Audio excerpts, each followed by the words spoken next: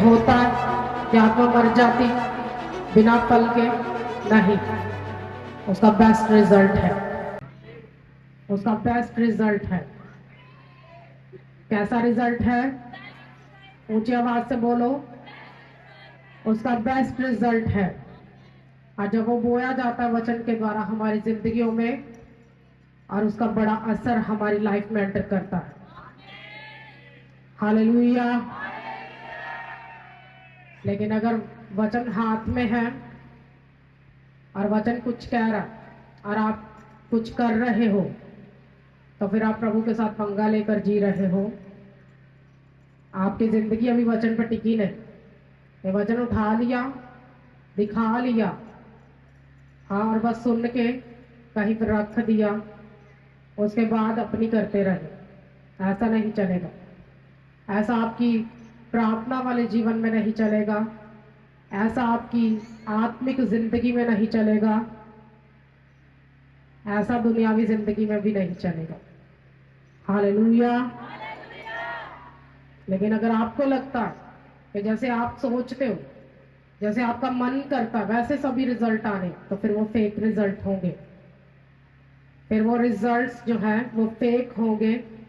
उनमें कोई भी 1% भी आत्मा का नहीं होगा। आप प्रार्थना करते रहोगे प्रभु से, और उसका अजर बॉडी में आएगा, और कभी रिजल्ट आत्मा में नहीं आएगा, क्योंकि बॉडी का रिजल्ट शॉर्ट है, वो जल्दी आ जाता है।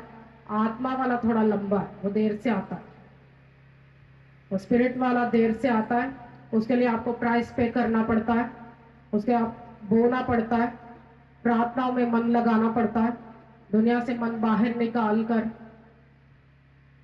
कभी कभी मैंने देखा कि लोग चर्च में भी आके इतने बोर होते हैं, दुखी दुखी रहते हैं, दुखी से मुंह बनाकर, लगता जैसे अभी भी दुनिया में फंसे, अभी भी प्रॉब्लम ही याद आ रही। ध्यान नहीं प्रभु की ओर, फोकस नहीं करके पूरा प्रभु में बैठते। ये खुदावन ने नहीं करना, ये आपको करना पड़ेगा।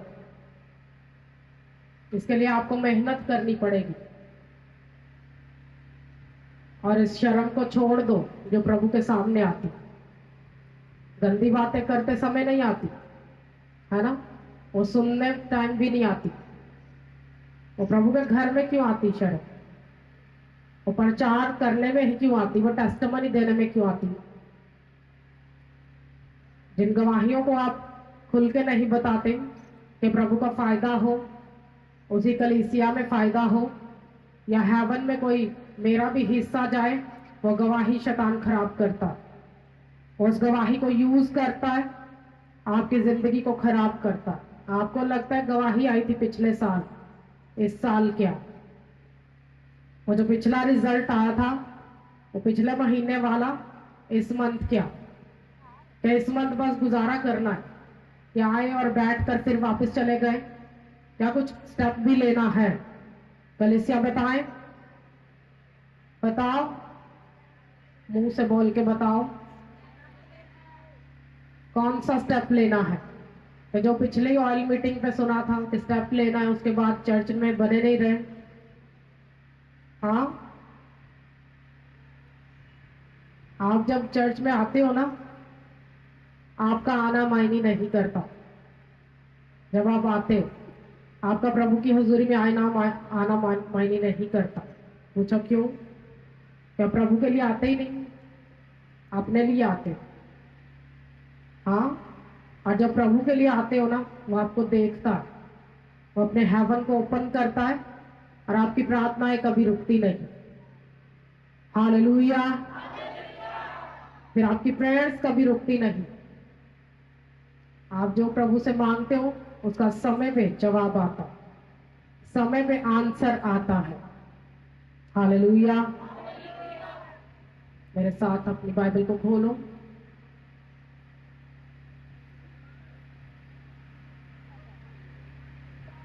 लूका 12 निकाले जल्दी से।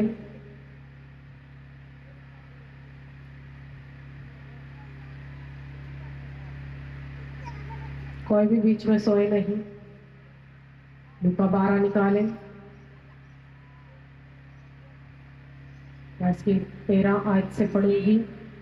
सभी अपनी बाइबल पर देखें, और जिनके पास बाइबल नहीं है वो गौर से सुने।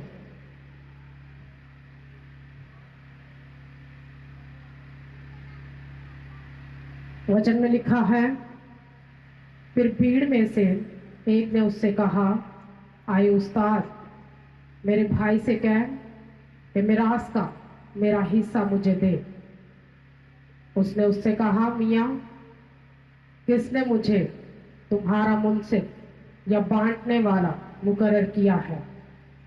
और उसने उनसे कहा, खबरदार, अपने आप को हर तरह के लालच से बचाए रखो, क्योंकि किसी की जिंदगी उसके माल की कसरत पर वकूफ नहीं। और उसने उनसे एक तमसील कही कि किसी दौलतमंद की जमीन में बड़ी फसल हुई। बस वो अपने दिल में सोच कर कहने लगा कि मैं क्या करूं, क्योंकि मेरे हाथ जगह नहीं जहां अपनी पैदावार भर रखूं।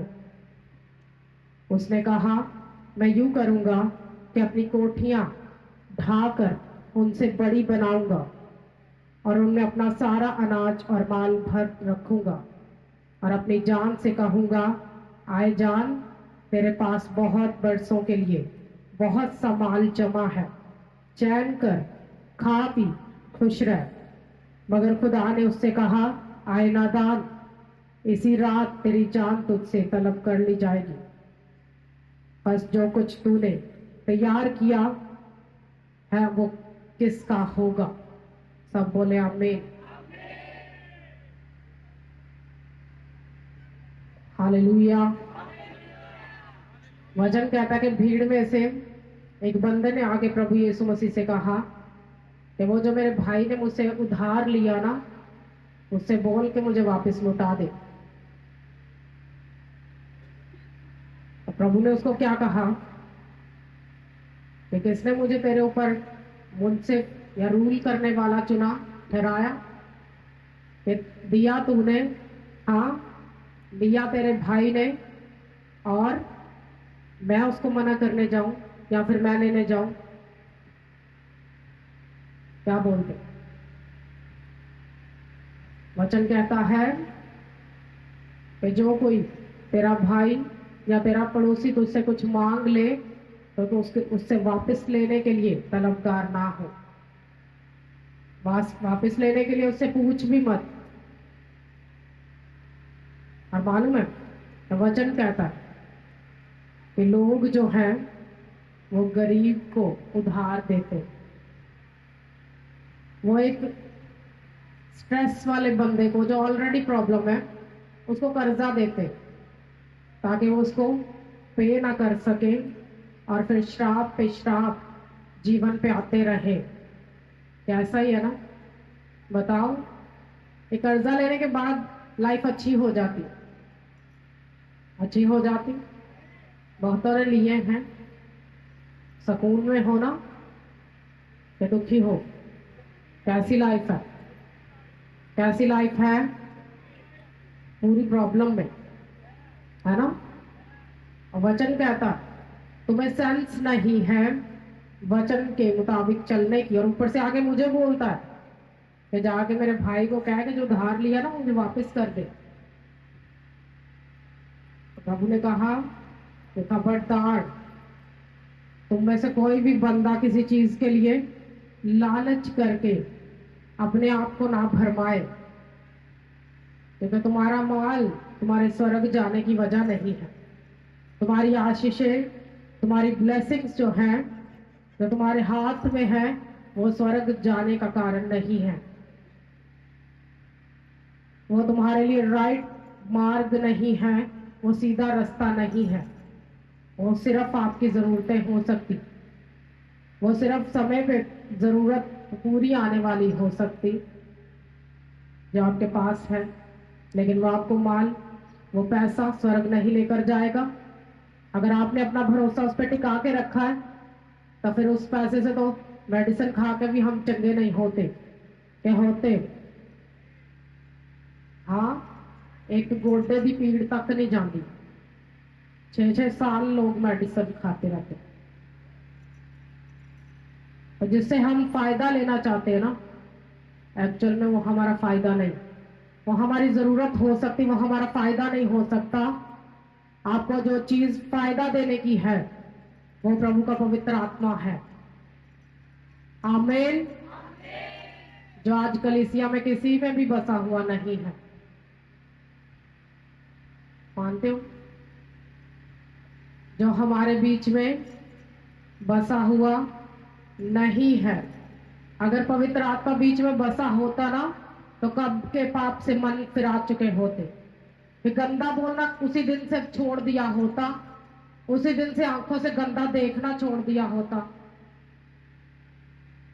मुझे हैरानी आती, लोग घर से इतना 4 घंटे निकाल के आते चर्च में और मन लगा के प्रभु की वर्शिप नहीं करते।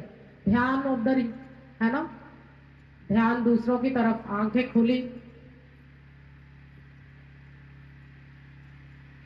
और वचन कहता है कि पापी को उसकी कब्र दुख में रखती, वो कभी आपके लिए सुकून में नहीं रहने देगी। वो मरने के बाद भी आप दुख में रहोगे। आपको लगता है कि आप मर जाओगे, सुकून हो जाएगा।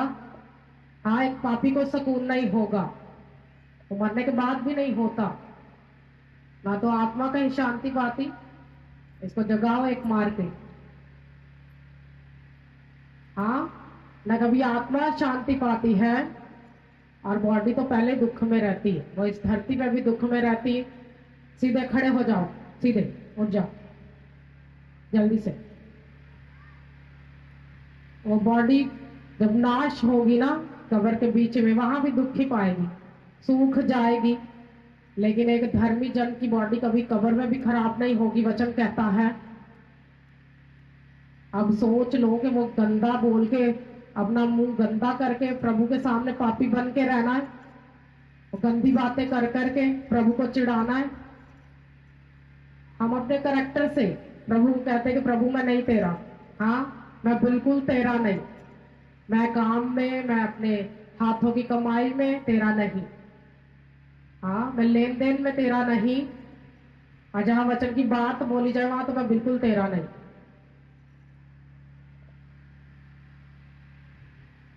एक दिन मैंने चर्च से पूछा, मैं कि दे कहते अपने अब्बे दे। हाँ, तो मैं क्या उन्होंने पता ही नहीं तुसी की कर दे, उन्होंने भी नहीं पता।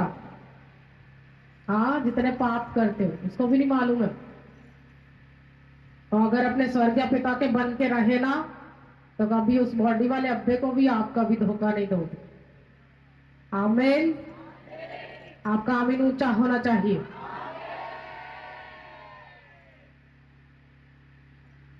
जब प्रभु के पवित्र स्थान में रहोगे, बने रहोगे, आपको झूठ बोलने की जरूरत नहीं पड़ेगी, आपको चुगली करने की जरूरत नहीं पड़ेगी। आप लोगों को एक ही नजरिए से नहीं देखोगे कि शायद वो भी आपके जैसे पापी।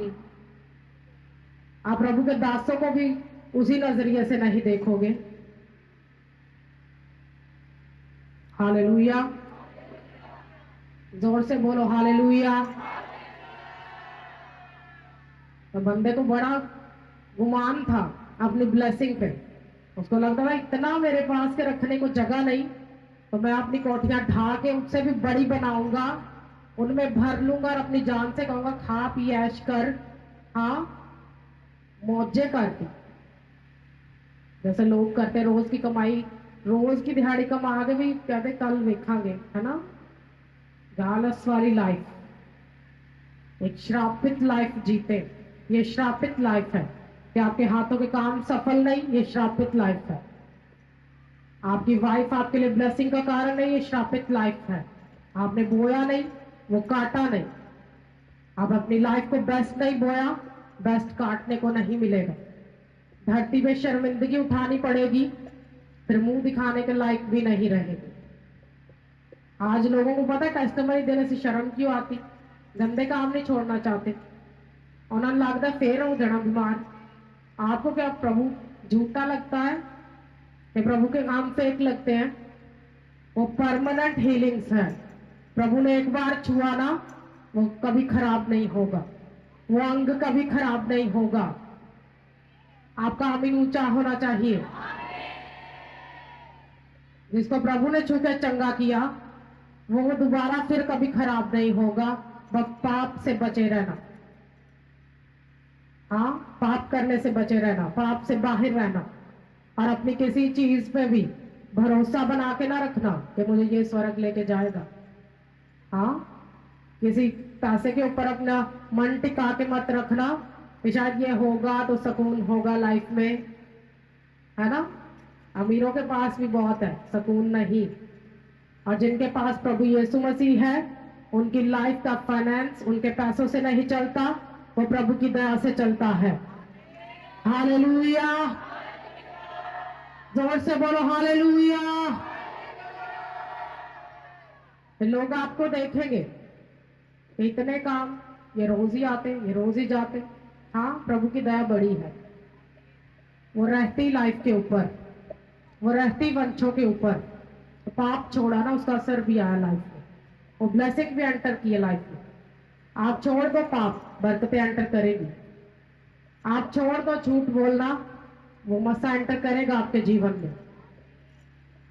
हालेलुया, जोर से बोलो हालेलुया।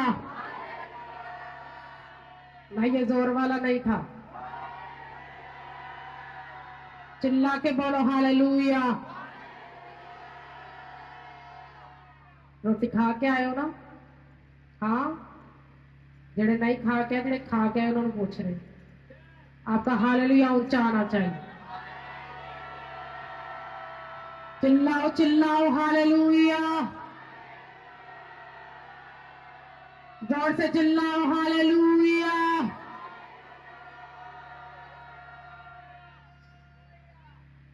और जिन्होंने प्रभु के राज्य में बोया नहीं, वो शर्मिंदगी सदा ही फॉलो करती रहती।